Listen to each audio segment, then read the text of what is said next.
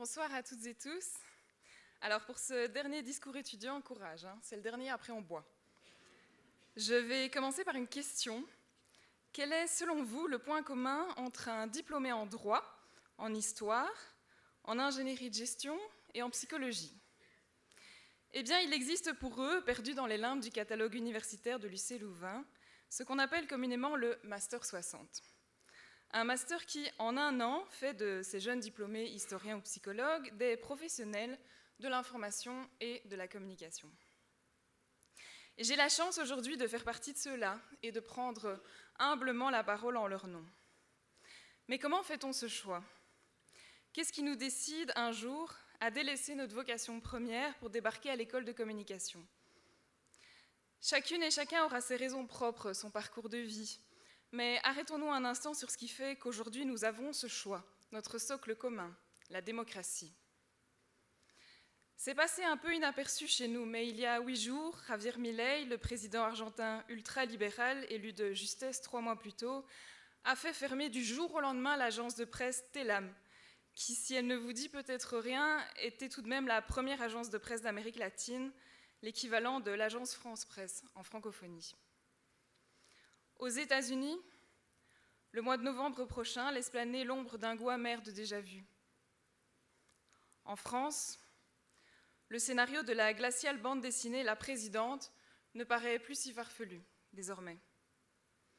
Et beaucoup plus proche encore, les derniers sondages d'intention de vote réalisés par la presse flamande prédisent un dimanche particulièrement noir le 9 juin prochain. Comment en arrive-t-on là ? Je n'ai pas étudié la science politique, mais il semble que l'absence de nuances des réseaux sociaux, la polarisation des opinions par manque de débat et de communication apaisée, la déstabilisation via la manipulation de l'information mondiale ou le rejet d'une presse libre et indépendante n'y soient pas étrangers.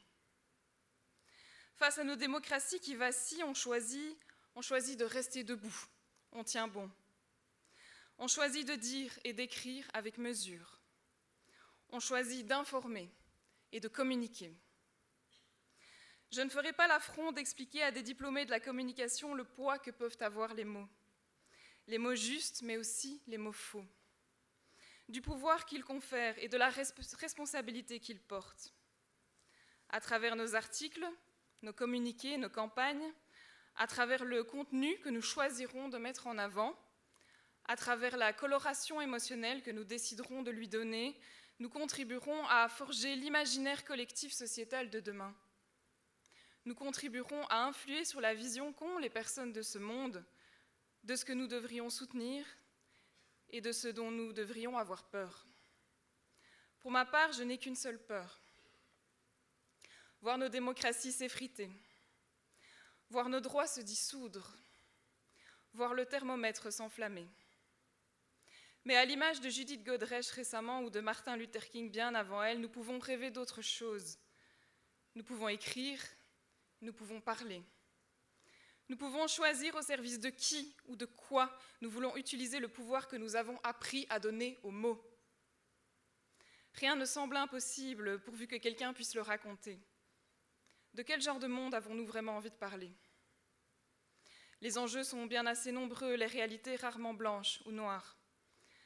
Pour chacune et chacun d'entre nous, diplômés en information ou en communication, d'un master 60 ou d'un master 120, il y aura une place qu'il nous faudra trouver.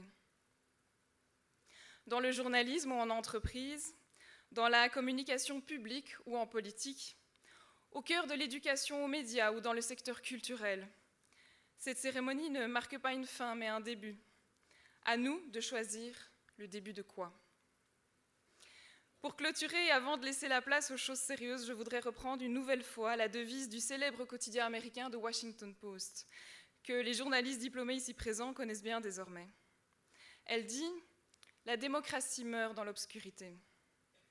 Alors, face aux noirceurs qui menacent ce qu'il aura fallu tant de siècles, de courage et de sueur pour acquérir, prenons la parole, écrivons, communiquons, informons. Soyons pour toujours des faiseurs de lumière. Félicitations à toutes et tous.